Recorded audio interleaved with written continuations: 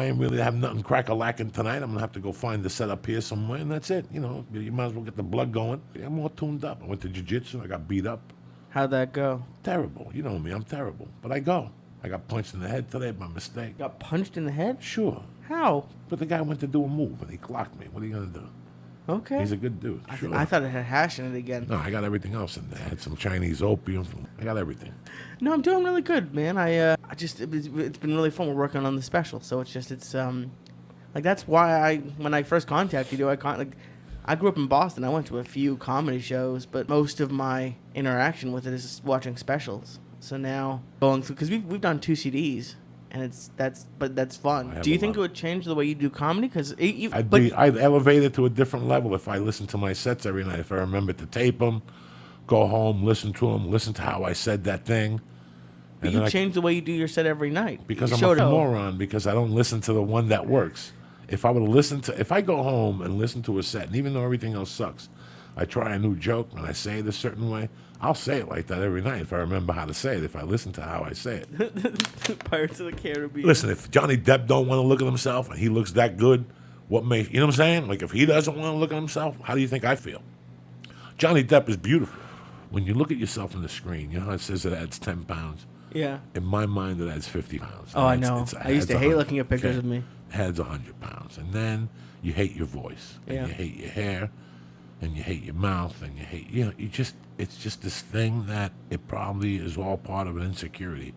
That's, it's something that you've always had, whatever, you just hate. And my voice, I can't hear it. Really? When I hear it, I just run out of the room. You have a cool voice, though. You know what? You look at them, you look at you. So why are you going to hit on them for and waste your time? If you treat that girl opposite of what everybody else treats that girl like, you're going to have a good friend. You're going to have a really good friend out of a woman. Do you understand me? And someday, that girl, I'm putting that girl on. I'll tell you why I'm putting that girl on, because someday that girl's going to be on ABC. And there's going to be a part for her grandpa, and she's going to call me. Because I believe in that young girl. I put them on because they do something that they prove to me in a way that this is what they wanted. And I'm sure I cried for a few years myself. But then I realized that there's no use in crying. You know what you do? You go home, you have a roast beef sandwich, you go to bed, you wake up the next day, and you hit that pavement like you've never hit it before. Whatever you decide. I don't care if you're a plumber, mason, a waiter. You want to make $300 a night as a waiter, what do, Lee? You shine your shoes. You cut your toenails. You take your tie. You put it all the way up to the top. You don't be creepy. You fix your eyeball. You whiten your teeth. You shave nicely so your nose hairs don't fall in the food. And you're a waiter. You ever see the difference between a $300 waiter and a $50 a night waiter? Yeah. Big difference. Oh, my God. And the $300, there's some way. I took my wife to lunch after one of the kettlebell classes. I took her to lunch at that place. I wanted to get the chopped salad, so we went to this mooch special. Okay. At Artie Morton's. They have the mooch special for lunch at $21.99. I took her in there. The girl was amazing. And she was a comic. Oh, wow. Like a green comic. Like she had just moved out from Philly, and I invited her to the store. She was such a great waitress because I didn't ask her for anything one time. And she treated my wife with the utmost respect. Like she took care of my wife more than she took care of me. And that means the world. Just give him the menu back. When he comes and goes, what are we drinking? We know what we're drinking? You ready? Right, Lee? I never let that waiter come back twice. There's no reason to. When he comes to the table the first time and says, hi, sparkling water? No, listen, grab the pad. Let's launch this in order. Let's get this party started. I just smoked 18 joints. You want to give me water? What am I, Moses? Break out the chopped salad, the shrimp cocktail, whatever it is you got, break it out. They want to come over and offer me water. Get the sodas, get the milkshakes, get the bread, get the whole army out here. And this isn't an exaggeration. This is how he talks to waiters. No, let's do this. Listen, we're not playing games here today. I'm going to tip you. I'm going to hit you with cash and put some on the card. Don't stare at me. This is quick. This is what we're doing. Boom, boom, boom, boom. My wife is one of those people. I haven't decided. Either you want it or you don't. I'm going to sit there and go ping pong. Are you ready yet? No, I've been ready since I walked in the door. I would have gave you the order at the host table. That's me. I already know when I'm coming in here to eat. You think I'm going to sit there and pick my teeth and look around? Oh, the ambiance. Andale. I love when we go to a place that we've been to before and they just know your order already. Like that, the Starbucks dude knows you. Oh, at night. Oh, my yeah. dog. That's my dog. And it's funny. Because they don't get they don't get spoken to like that a lot, especially here. People are probably like dismissive of them, and nobody talks to nobody no more. and they go into shock. I go eat somewhere, I want to talk to the busboy, I want to talk to the waiter, I want to talk to the cook. Calls everybody primo. Primo. And Jack, out of respect, we're going to shake hands and exchange names. And I talk to those busboys that are Spanish because nobody ever talks to them. Okay, if there's a shootout at any restaurant I'm in, those busboys are going to come over and grab me like what's that show we've been Like El watching? Chapo, like Narco? Like El Chapo, Narco. Yeah, they're going to hit me with the table and pull it over me. Why? Because I talk to them with respect. I don't talk to them like they're a dishwasher. I went to the NoHo Thursday. I was flying out Saturday morning, and my wife was sleeping. I flew out like at 6. And I went to NoHo and had breakfast. I had a whole conversation with the Mexican things. I was cracking dirty jokes. They were loving it. Yeah. But look at my table. My table always got bread on it, always got extra butter. The glasses are filled because I give them the respect that they deserve. Even if they're making $4 an hour, they're the backbone of that restaurant, Anywhere I go. I'm continuous with people.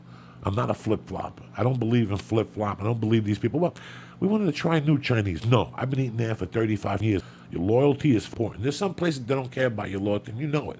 But these mom and pop places, when you walk in... When I worked at Legals, there's this lady who would come and sit at the bar, and every time anything she ordered came up, if you were just running it to her, she'd have a $5 bill for you. When you're in the server, like especially as a server, a bartender, a person like at Starbucks, you're on your feet. You're doing a lot. So when someone's a little bit nice to you, there's so much you can do to give them for free or to try to help them out, and especially if you know you're gonna get tipped or just treated like a person, that's pretty great. We were there for 10 days. Me, his mom, him, and Big Black Anthony. And we were staying at a hotel, and we dropped an ice cube from the 3rd floor of a hotel. We cracked the dude in the head. They threw us out of the...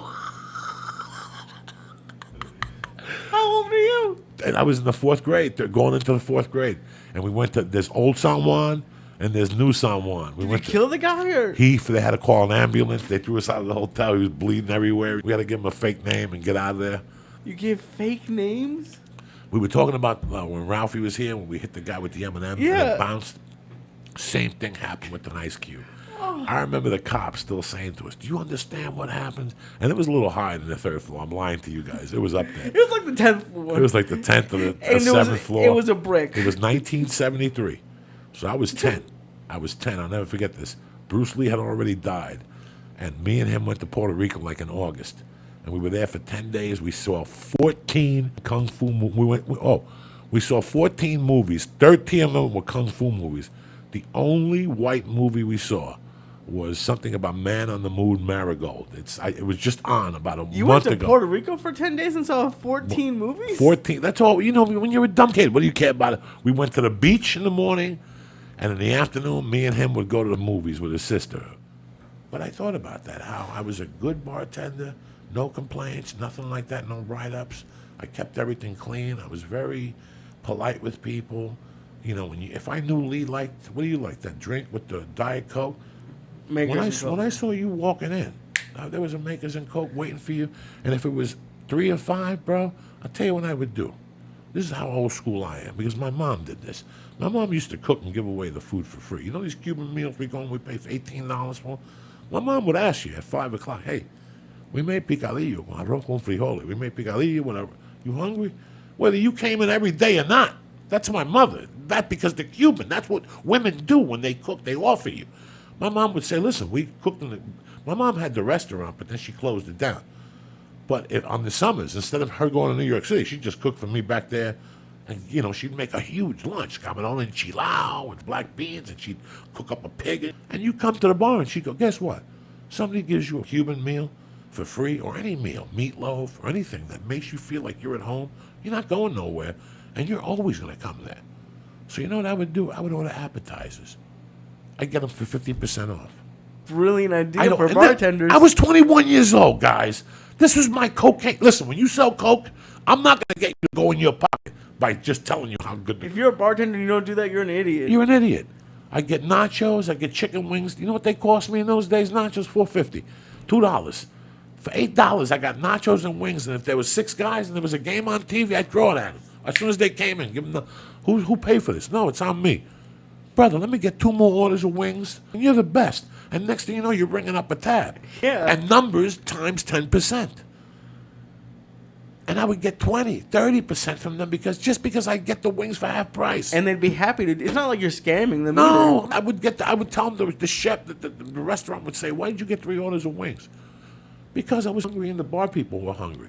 It's a shame you don't put food out for these people at 5 o'clock. I'm getting out of work at 5 o'clock. I walk into a bar. There better be there's a ham and cheese sandwich on white. When I was a kid, you'd go into Joe and Mary's. Every day, I would go to Joe and Mary's after school. And in the middle of the bar, when I was a junior in high school, when I was 16, 17, I would go to Joe and Mary's because there was a Chicken Delight place next to it, Chick-fil. And our friend John Cowan worked in there. So there was always chicken for you to eat. But the bar, George, the loan shark, the bookie, and Lila would get like a pizza tray. Okay. With a little shield on top. Like, you know when you eat at a thing and they pull the shield up? Right. But it was see-through. And in that thing would be 50 ham and cheese sandwiches cut into quarters. So when you come in at 5, there's something there for you.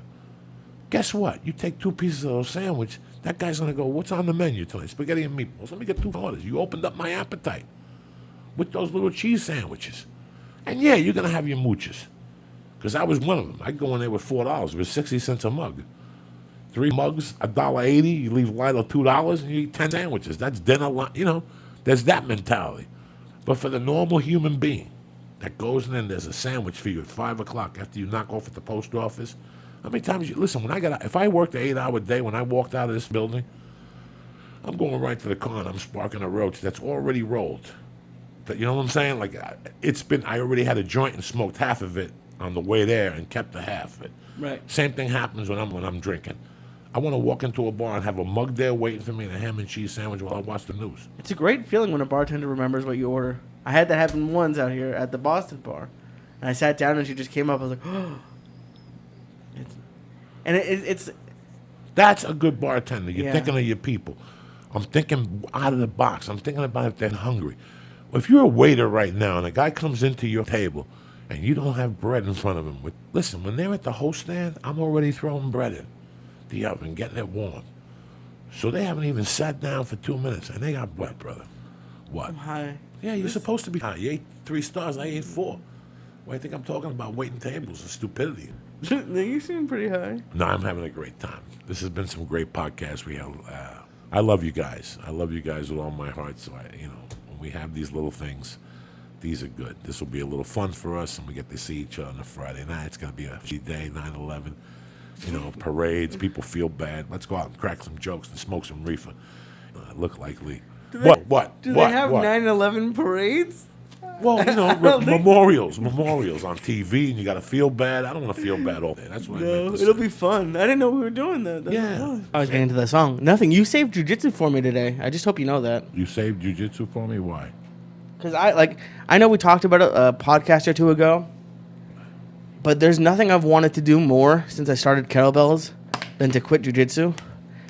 And I understand. I know why people like it, and I can see that it's great, but I'm terrible, and I go to get beat up, and I had a hard time. So and once we started kettlebells, I was just loving that. So I was like, I'm gonna quit jujitsu Because nobody's beating you up. No one. Well, you beat me up, but so we went. I wasn't even gonna go today. I was gonna go later, and then you said you had an early one, and I got it today. I still don't love it, but I've How always much did you sweat? a ton. Was your T-shirt wet? Was your gi wet? Everything. You were there for an hour, and you were on the floor for 30 minutes. But we were And there then for we did the kettlebells. And then we did 5 or 6 sets of kettlebells. You did the best workout you've done in a year because you mixed cardio and you mixed a little strength training. And you mixed good cardio. Well, it was a hard workout, but that's not why. I've had harder workouts at other jiu-jitsu classes. It's amazing how much, and this goes for everything, how much the person teaching you or the person you're listening to affects something. It's kind of like how with religion, how there's crazy preachers and there's normal preachers, and then good podcast hosts and bad podcast hosts. I've had good teachers with jiu-jitsu, but it's why I click with Yogi Steve. I dug what John was saying, and it was a small. I don't do well when there's a lot of people. I'm terrible. I need a little bit more focused attention, and it was great. It was something that I think I could do from now on, Neon, because that's what I was told. Since I have such short arms, like T-Rex arms, that I'm going to be better on top. So Neon Belly I was like, what is this? Like, something I can actually kind of do, and I don't have to wrap my arms around somebody. Everybody jiu-jitsu. Yeah. There's people that do it with no legs. Yeah. Because it's a great exercise. I was scared the first year. I used to go once a week. I used to put my gi on and not go. Really? I've wanted to do that, but I've always put my gone. gi on, get in the car, drive, and go around the corner and go home and tell my wife some story how it started already, and I felt embarrassed going in. And then you know how bad I'd feel about myself? You know how bad I felt about not going? Why? And I go in there and see 16 people in there because I felt worse not going than what I felt going. Like the embarrassment of not being able to breathe and not doing the hip escapes that everybody else is doing. That's a form of embarrassment. Bartended, I laid brick, I built scaffolds. I quit when we got to the 3rd floor because I was scared of heights. I've done it all. I've quit more jobs than you can imagine. I was your typical loser that was going to end up at Subway sandwich when I was 50. You know, I always was looking for that answer. There's no answer. The answer is you work hard, you get to know something, and then you could take your chances, because no matter what, you know something. If tomorrow Mercy was 10, and I bring Mercy in here with this computer and do the podcasting and fix the microphones, when she's 18, she's going to be Cassius Morris. Yeah. She's going to know everything about this without even knowing. But see, that's also the point. So Cassius Morris has been doing this for 6 years, whatever, 10 years. When he gets here, he's going to have to start at the bottom. And that's what I think is tough about college. Not really. Kind of, though, at least. Not really. That 8 years did something. That 8 years put Cassius Morris in the middle level. Listen, if I would have came here when I first started comedy, or when I came here at the 6-year mark, with 6 years to come to LA for a guy like me, that was very too soon. Because I was far from being ready to move to LA as a comedian. Wow, really? But when I came here, because I did the Tribble runs and I hosted at Tribble, and I knew 30% of the people, which made my journey a little easier. I knew Doug Stanhope to get me into the store. I knew James Stevens III. I knew Josh Wolf. I had friends down here. Me doing comedy before edged me into some rooms. You following me? Oh, wait, no, he'll definitely go ahead fast, because after a week, people will be like, wait, you're 18 and you're doing this? Right. In college, about how great this school is and how great of an education you're getting. So when you leave college, you're like, I don't want to be a mailroom guy. I have all this great, expensive education well, then now. Don't be a mailroom guy, and see how fast you get your head handed to you. Exactly. After a So few you still years. have to, but it's what I say the same to you mentality. Today, that if I would have stayed at VMAG, the podcast stays at 6 a.m. and every Monday, Win plays a show, and every Friday when I'm in town, just do those 2 days, I'm going to go to Marcelo's class, because he does tire throwing. He does all that shit we do in kettlebell class at the end or the beginning of class to get you tired. So when you do jiu-jitsu and you learn jiu-jitsu, you learn how to do it from technique, not strength. So you're not jumping on people. You're not tackling them. You learn how to do everything with finesse. And then it gives you muscle memory. And the next time you're in that position, so that's why he tires you out first, to get your muscles tired. So when you do jiu-jitsu, you learn how to do technique. I've heard about it. If I would have stayed in that class right now, I would have been walking around at 2:45. You think so? I know so. Like, what would you say? Look at you. You're like two girls, and Joe would know. He wouldn't take the bait. Red Man would go, why is he yelling? Is he crazy? We didn't even start this fight. And Joe would go, watch what's going to happen. Boom. And he'd go, I didn't get it. For him to do well, he's got to get a little pissed off at something stupid. Somebody's haircut. You know, like in the back of my mind, I say that it's bringing me bad luck. Like, why are you wearing that shirt, dog? You giving me bad luck before. And you're like sitting there like feeling bad. I don't want anybody to feel bad if I torture you before I go on stage. It's just something I do to get me fired up. Like, you had to wear those shoes tonight. You had to wear those shoes today. You know, even, like if you came to a show with Paul after you made those things. Yeah, I did, yeah. What those classes? The crepes. Crepes, I'd destroy you. Like, you came here with crepes. You did, then you ate them. But I ate them. That's right. After I got on stage, you brought me the cheese one. I have to I have to get a little fired up about something. Do you have like any other specific people? Like, sometimes it's just the color of the wall in the room.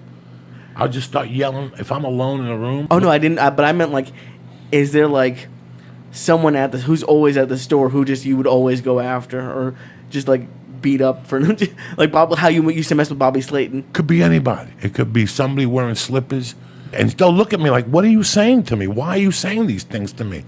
Because I'm just getting fired up to go on stage. If not, that's when I get anxiety. Oh, if you don't get fired up? If I don't get fired up, the anxiety wins. That's where the anxiety comes from. I end up winning. The anger ends up beating the anxiety eventually. The anxiety just drills me to get angry. Is that what you feel on stage? Angry? Not angry, but I'm venting. I'm letting this anxiety out of my body. There's a brain fart that happens before I go on stage. It's the week's event sitting in the back brewing. And plus the anger I had growing up. So every week I let a little more out. You know what I'm saying? Like every week a little bit more comes out. So I'm giggling on stage. I know inside. you're telling jokes, so you're trying to be funny. Yes. But are you happy? Or is it like you're yelling at like your wife, but she's not even there? I'm happy, but I have to go to a certain place to make that joke work. Hey, when Joey tortures you about watching TV, what's in his business? What I do? I'm with my girlfriend. I went to the gym 4 times that month. Right there, if you say that on stage, that's what they want to hear. Have you been bugging this office? No, I just know. So do you understand? They don't want to hear, I really hate peas in my pork fried rice, because you don't. It's something that bothers you. I'm talking about when you think about it, you get angry. What is it, Lee? And the reason, the thing that makes it the funniest is that we all have something that bothers us that, come on, get over yourself. It should not bother us. It has nothing to do with our lives. But at one time in our life, we let it go into that special dark place. And now every time we think, and it could be somebody cutting you off. Lee's been in the car with me. I don't care what you do in a car. Just do me a favor. Have common sense. We're not even talking about being smart here.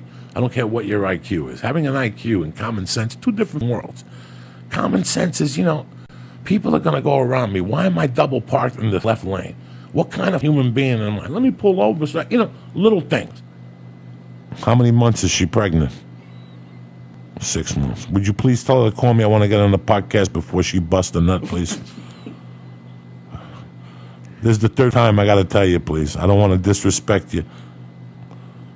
All right, thank you, sir. And call me when you get back from Honolulu. All right, be good. Be safe down there. All right, bye. I think we should leave that in so people can hear what you're like on the phone. You can leave it in. I want people to know what I'm like on the phone. I called him 2 days ago. He calls me back now, but he's in Honolulu. It's a 10-hour flight. And boom, Dave Caruso's in that. A bunch of people, Officer and the Gentleman. The chick from Trading Places, but that's how she got Beverly Hills Cop. That's how she got it. This was with this movie. If you watch Officer and the Gentleman, put it on with your girlfriend. Even with a crew cut, he's still slinging dick. I don't know what I'm hearing. Right? Let me break it down for you. Now, at the time, Lee, let's face it. I'm using credit cards to eat under $50. What does that tell you? That means I would eat the scab off your elbow and rub it on my steak. You know what I'm saying? And that's what he plays. He plays a guy that gets a guy to buy shoes for him and belt buckles, and he sells it to people, and he makes 10% off the top, and he's just a hustler. He knows how to steal. He knows how to work the system to his advantage. And I'm looking at this movie, and I'm like, okay, I'm not Richard Gere, but this is who I am, just some guy. And he joins this thing to hide. All I was doing when I got to L.A., I was buying time, but I didn't even know this back then, guys. And then he ends up staying, and they win the war, and he's a hero. He leaves with Deborah Winger, but it doesn't matter. It's tremendous. Someone got mad at me because we gave a season 6 spoiler of The Sopranos. And the thing is, I get mad too, but Joey, you're the worst spoiler in the whole world. But this show's been out for years. Like, it'd be crazy if I got mad at you. Listen, you momos. All right, Officer and the Gentleman is 30 years old. Have you ever seen it? You got no taste in movies. I'm over here crying like a momo, and you're over here trying to tell me I'm wrong. Spoilers. You're gonna get some. Gave out season 6 of The Sopranos. The show's been off the air for 8 years. If you haven't seen that show, I'm embarrassed. I'm embarrassed for you. Go over there. Hold on 1 second. I gotta take this real quick. Excuse me. I knew this was gonna happen. What's up, doctor? That's my doctor. I got no chlamydia. Finally went away after 18 years.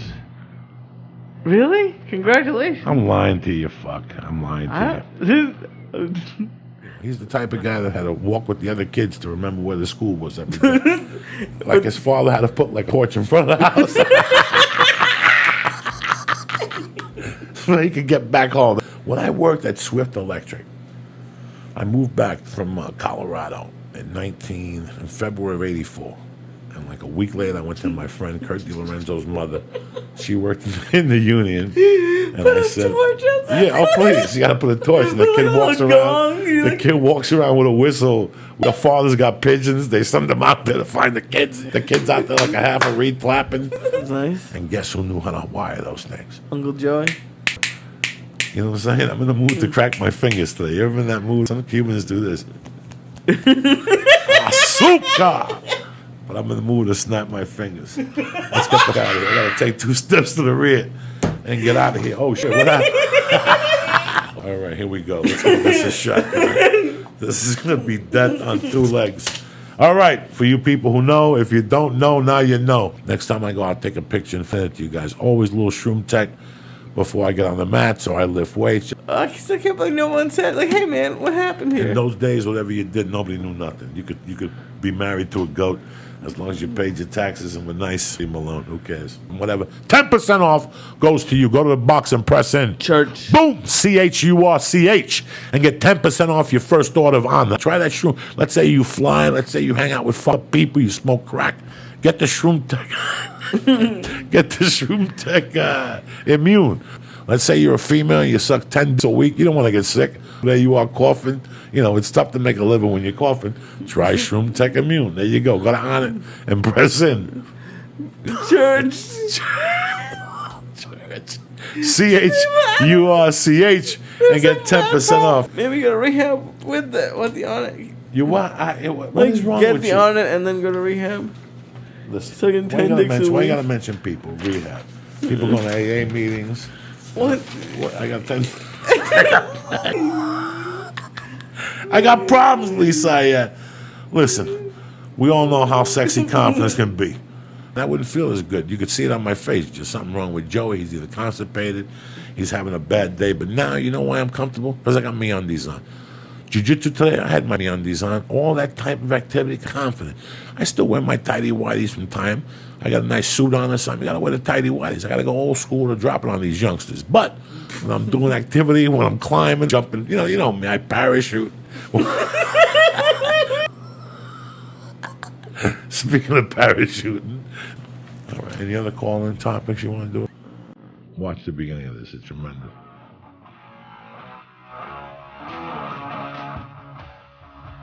Oh no, don't do it.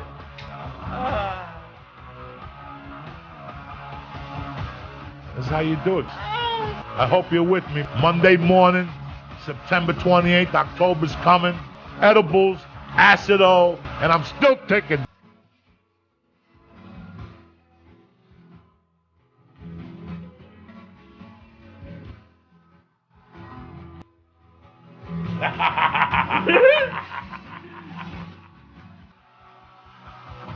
Monday night edition. What happened, Syatt? Oh, I don't know. I have no idea what's about to happen. Nothing's going to happen. You're just going to sit there. Great to be back. I'm sorry about missing last Wednesday. I was on my way to New York City, so we just ran out of time. So we figured we'd catch up with you, start your day off on the right foot. Old school, you know what I'm saying? Just me and the Flying Jew. New York City was fun. I made the best of it. For me, when I go home, I got to tell you, it's seeing a certain handful of friends. Carmine, I didn't see Mr. Barone. Oh, no. Yeah, I didn't have a car to go down by Carmine, so tomorrow I'm going to get an earload. He's you to me. I saw the freeholder Veneri. We went out to dinner at Rudy's. I saw James. Yeah, let me zoom in on this because this is great. This is just amazing. Listen, man, but guys, for the 90%, what we have going on Twitter and Facebook amongst ourselves, I'm telling you, I want to cry sometimes. This picture right here by LevPolyakov.com. This is one of the greatest, and he drew Fidel perfectly and super bad. Dimmy. And He must Harry. have looked at old videos or Yes, something. so I got to respect this guy. It's Lee killing the devil. We're going to put this in a poster with his permission. We're going to get a hold of him. If he's listening, I want him to contact us. This is just mind-boggling. Some other guy, great guy, and his sexy, beautiful girlfriend came to the shows. They gave me an album. They gave me Blizzard of Oz, the first album. What about the Blizzard twins? Or no, the Wizard, the Dragon twins. The Dragon twins That was were hysterical. there. The Dragon brothers. They came with a boat, a kung fu looking mother, ready to tackle people. Like I said, man, I'm here tonight because I just couldn't wait till Monday with a guest. We love you with all our hearts, and this is not about monetary. It's not, and that's... This is about, I'm with my family. I was just laying on the floor with Mercy, watching Humpty Dumpty on Halloween, and I learned, listen, man, I wouldn't want a life where I didn't learn things about life, but most importantly, I can't imagine not learning things about myself every week. I like looking back on Sunday and going, wow, that was a great week. What did I learn about myself this week, And this week for me, I learned that, and that's why I don't harp on it, man. God makes his choices. Karma makes their choices. But you have one thing at the end of the day. And I've always judged myself by this, and this is your friends, the people that are around you. Let's say you go to 4 of your good friends. 2 of them are going to tell you you're a loser, and 2 of them are going to support you. 2 of them aren't going to say you're a loser. I don't want you to put it like that, but 2 of them are just going to raise the other possibilities. You have a family. What are you going to do if you fail? And then you have 2 friends. Let's say out of those 2 friends, you have one friend who's a mess. The least person in your life drove you to gigs. What if that guy gave you a book once on stand-up comedy? What if that was Filato's cousin? In 1993, when I went back to New York and I didn't know what I was doing in my life, at 32 years old, guys, I had been on stage a couple times. I was like that girl that fat shamed. I was telling people I was a comic. I told him my dream, and for some reason, he would push me every day. You go to the city tonight and do comedy? Let's go. I'll give you a ride. And I'm like, oh, fuck. Now I'm in a bunch. Yeah. Why do you think I push you with the jiu-jitsu? Where do you think I got that from? From him. Yeah. Because I get it. I get when sometimes you need that person to say, come on. And now you're in a spot. Like when I'm like dreading jiu-jitsu, if I don't have if someone's offering you a ride, it's like you can't even say, oh, I ran out of gas, my car broke down, like that. Okay, let me ask you this: when you first started comedy, did you enjoy it? Yes and no. 85. Sorry, this is hitting me, man. Good. One day in 1985, in 1984, 85, I bumped into George, and he tells me that he's doing this and this. I got arrested that day. I called George up. He bails me out. He brings me to his house. That was the beginning of my life. That was the first time I didn't get in trouble for 3 months. What if Netflix gets into the podcast business and they want to hire you for chief operations of network control because you know about podcasts? Oh, no, exactly. And this is leading to something. Lee. Yeah. I don't know what it is. And that used to, because I don't know what it is. That used to terrify me. But listen, the worst thing a man could do is think. Yeah. Okay? The worst thing, this was something that was told to me by a wise man when I was 19 years old. The only thing a man is expected to do is get up every morning and do the best he can and move a little closer to reaching his utopia. But you don't know where this is going to end up, Lee. You're going to be, when I'm dead and buried, one day you're going to look out a window, spark up a cigar or a joint, and you're going to go, look at what I'm doing today. And it all started in a room, sitting across from some fat ex-felon, because you're on the ground floor of something huge. This is communications. And this is something that's needed daily. Entertainment and communication. Yeah, and it's great for me, but I've been talking with so many people now. Like there's one, and I'm gonna respond to his email tomorrow. He's not sure if he should go to college for podcasting, and it's. Would you go to college for podcasting? I don't know what to tell him. No, this is the college. Yeah. This is the college. Who's going to teach a podcasting class? Let me ask you. I would only take 10 people's podcasting classes right now if they taught them. Nothing else. At a college degree level, 10 people's podcasting classes. Adam Carolla. I wouldn't take my podcast class, but there are podcasts out there that are successful. Do you think they went to college? This is what the problem is. No, but you could go for like sound engineering. This is how you learn sound engineering, by people hitting your emails and going, Joey, I can't hear you. Talk to Lee. Because they teach you that theory, but they're not going to teach you what we learned in 5 years, which is still what they're going to need to do. Right. The only way to get this is technicality. The only way to learn this, the only way to learn anything in life is to do it. If you want to do it while you're getting a little theory, but Lee, again, who's teaching these podcast class? Right. Who? Let me see who. Who? Because you didn't do this day in and day out. You weren't with us at 6 a.m. in an apartment smoking and yelling. You weren't there. So this is what I'm saying. From the minute I can remember, even as kids, you're asked like, "What do you want to be when you grow up?" and all that. And how much were you right? It is the worst decision we make in our lives because we do 50% of it for our parents. More than that. I'm just going with 50, Lee. I'm just going with 50. Yeah. People go to college, 50% for the parents, 30% or 20% of what surrounds them. Like, I want to be an underwater biologist. You're not in high school no more. Mommy's not flipping your burgers and making your laundry. This all kicks into your day. So that underwater biology becomes sociology 101. You know what I'm saying? Psychology 3. Come on. No. Come on. They want you to make a life decision at 18 years old to what you want to do. Does a child... It's not like, okay, at 18, change. I was a child at 18. Yeah, I thought I was in the mafia, and I thought I could do this and that. But I had the mind of a child. If you want to help you lose weight, I can help you. What's the matter, Lee? What? You're sitting there blinking. This is hitting me. Yeah, I don't see no devils and no stars yet. You going to put some music on, or you going to Sure. sit there?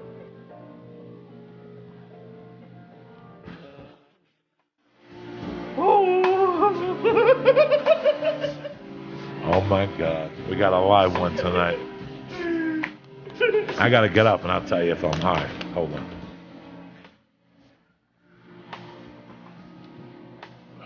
Leave it up, will you?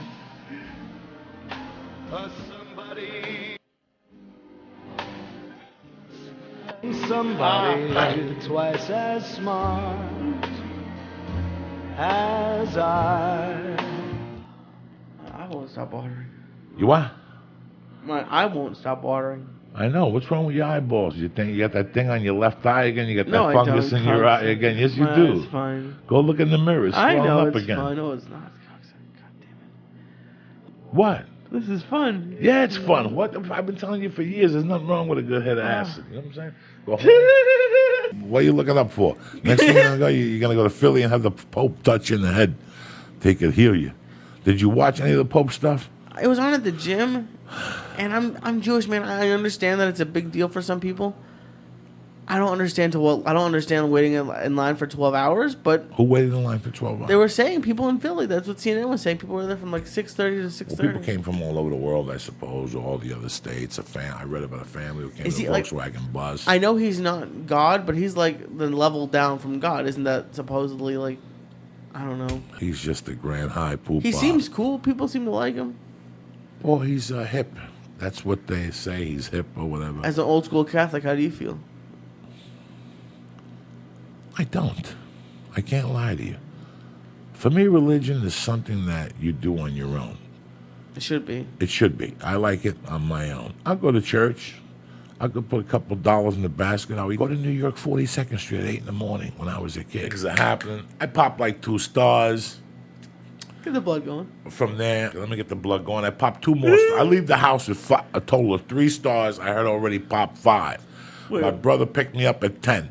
I popped 2 stars, and then in the car I popped 2 more stars. Now I'm 10 minutes away from going up on stage for the first show in New York City Friday night. I go in my pocket, the phone's ringing. I go, what's this lump in my pocket? And it's a piece of paper with a star that's starting to melt. I'm not doing it. I'm not going to let a good THC star melt. It's New York City. When you go on stage in New York City, you got to go up there. I went out there Friday like a devil. 12, 14, 16 minutes in, Lee, I feel like I am about to pass out. I get nauseated. My stomach just drops to a certain level of nausea. I can feel the temperature in my body changing, but the heat rising in my head. Oh my God, sweat's coming from parts of my body that haven't had sweat on it in years at that night, part of the night. It's just like weird. Like I'm doing jujitsu sweating on stage all of a sudden. I'm looking to my left, and all of a sudden my vision goes, Oh no. in the back of my mind, I'm like, I'm about to pass out. And they knew it. The audience knew. So were you still talking? Still talking, but kind of incoherently. And all of a sudden, I just went into a bit or something, and it saved me. And I felt myself work, and I kept breathing. I kept saying, my Joe, God. just breathe. And I kept going through it. And then after about 6 minutes, I told the audience what had happened, and they caught it. They started laughing. They saw the sweat on my body. You like smoking wax? You want to see the devil? Go to naileditlife.com right now and look at the great selection of vapor pens they got. And also, a lot of people complain about the bottles. And when I put the nasal spray in my nose, do me a favor. Go listen to somebody else. I come up here on a Sunday night away from my family. Oh, well, can you please use a different form of container? You're making too much garbage. How about when they come in your mouth? What do you do with that? Please, if a little water bottle insults you, maybe you're hanging out with the wrong people. Maybe go to Starbucks and get your little hat with the umbrella. How you feeling, Lee Syatt? See? I'm feeling pretty great. Society makes a big I don't think I'll deal stop smiling. We're just about kinda weird. nothing, Lee. Lee, this is what I've been trying to talk to you for 20 years. Don't be scared of nothing in your life.